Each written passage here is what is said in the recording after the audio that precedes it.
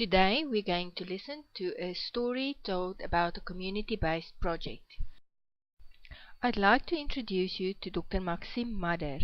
He is a senior scientist and lecturer at the Institute of Tropical Medicine in Antwerp, Belgium. He is also partnering with the Department of Veterinary Tropical Diseases at the University of Pretoria. My name is Maxime Madder and I will tell you the experience we had last year in 2009 in a project which aims at identifying certain interventions to increase the sustainability of livelihoods of the overall Mnizi community and therefore engaging in rural development. An emphasis is put on long-term engagement and therefore on sustainable long-term results. We had a need to do electronic surveys among some farmers close to the open gate outside the Kruger National Park. The basic aim was to gather information from local farms in the rural parts of the Limpopo province, the Mnizi community, and to identify their needs to improve livestock production and health. Additionally, we looked at the socio-economics of the Mnizi community. We had 2 weeks to conduct a survey, and within this time frame we wanted to reach as many farms as possible and capture the data electronically. From previous experiences with paper-based surveys, we learned that it is time-consuming to gather the information from the farmers and capture it on the PC. We looked at possible software solutions and eventually we saw software called Survey2Go. The software is developed by an Israeli company and requires Windows Mobile PDS. The data are stored on a secure server and the use of the software, including the secure server, is for free for academic purposes. The program offers 13 question types, and if your device is GPS enabled, you can also use the GPS location to put in. Additionally, there is a possibility to record video, audio, or to include photos to the survey. In this initial survey, we restricted it to text only. Once the data are captured, they can be synchronized with the central hosted server. The program allows you to add comments to any questions if needed. For example, if for any reason a dip tank was not functional, we could add this information to the questions related to this topic to avoid biased results. The project was composed out of 3 phases. The first being the identification of the questions of the survey, the second to test the electronic survey in the field, and eventually to perform the survey at the dip tanks. In the first phase, we identified the questions after we had focus group discussions with the farmers of the Mnizi community. Once identified, these questions were captured in the software and the rules were created. Rules allow you to create a path within the survey depending on the answers of the previous questions. For instance, if a farmer responds to the question, "Are you the owner of the herd?" the rule will bring you to the next set of questions related to ownership, if he answered yes to that question.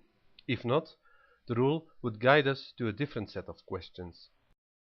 The software has a learning curve, but the latest update of the software includes a live help at the top right of the screen. Before running the survey, the second phase focused on the alpha test, to evaluate the questions and rules created, and secondly, to train the survey teams. Each team consisted out of 2 people, the interpreter to translate the questions and the surveyor to capture the data on the device. It was also important that both groups understood all the questions to avoid confusion when performing the survey with the farmers. The training took a week. In phase 3, about 2 months later, after having optimized the survey questions, the entire survey team went to Mnizi community for 2 weeks. The first day, a beta test was performed at the dip tanks with the farmers, and inaccuracies were removed. The next 9 days, the surveys were performed. There were 8 teams in total.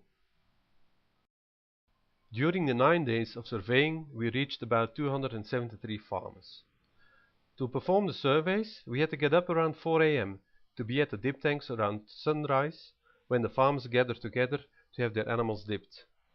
Per questionnaire, it took us about an hour, and normally we completed the day surveys around noon. For this survey, we identified the most appropriate device, and looking at battery life, screen size and visibility of the screen, we opted for the HP iPac 110. We bought 10 devices, because we were 8 survey teams. To be on the safe side, we also bought extra batteries for the devices. To be able to adjust the questions after the beta test, we also took along 3 laptops and 3G modems to allow us to connect to the internet.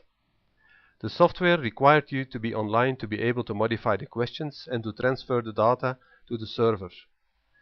To perform the surveys using the devices, you don't have to be online. As a power backup, we used the Power Gorilla and Solar Gorilla to be able to charge laptops and devices independently of the power supply. Reflecting on the project, we can state that the software is easy to use and that the whole project turned out to be a time-saving exercise. Based on previous paper-based surveys that were conducted, we knew that it would have taken us a lot longer to administer paper-based surveys because there are no rules included, and secondly, because of the tedious work of data capturing and transferring.